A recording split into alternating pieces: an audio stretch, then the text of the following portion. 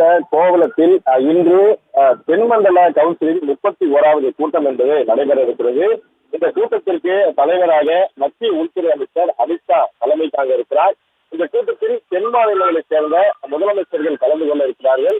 அதற்கு முன்பாக நேற்று இரவு சென்னை வருகை தந்த மத்திய உள்துறை அமைச்சர் அமித்ஷாவை சந்தித்து முதலமைச்சர் தமிழ்நாடு முதலமைச்சர் ஜோசப் விஜய் நேரில் சந்தித்து அவரை வரவேற்றிருக்கிறார்.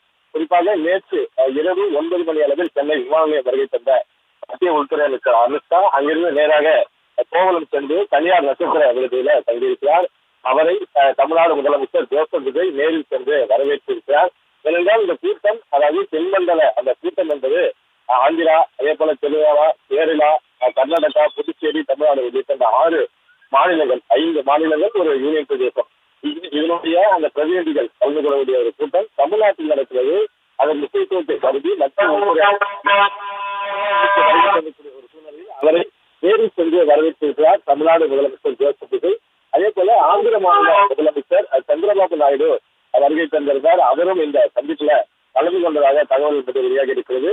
அதே போல தமிழ்நாடு முதலமைச்சர் ஜோசப் விஜய் அவர்களுடைய அந்த சந்திப்பு குறித்து மத்திய உள்துறை அமைச்சர் அமித்ஷா பதிவை ஒன்று வெளியிட்டிருக்கிறார். அதில் அவர் குறிப்பிட்டுள்ளதாவது, செங்கல்பட்டு கோவளத்தில் அதாவது நடைபெற இருக்கக்கூடிய தெற்கு மண்டல கவுன்சிலின் 31வது கூட்டத்திற்கு முன்பாக தமிழ்நாடு முதலமைச்சர் ஜோசப் விஜய் அவர்களை சென்னையில் சந்தித்ததாக அவர் தெரிவித்திருக்கிறார். தமிழ்நாடு முதலமைச்சராக ஜோசப் விஜய் பதவியேற்ற பின்பாக முதன்முறையாக மத்திய உள்துறை அமைச்சர் அமித்ஷாவை சந்திக்கிறார்.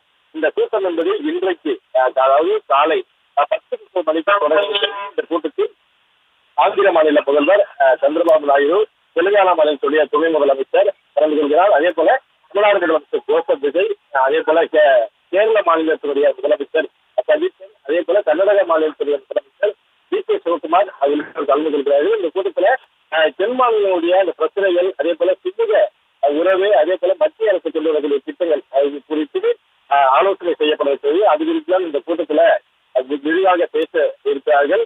அதற்கு முன்பாக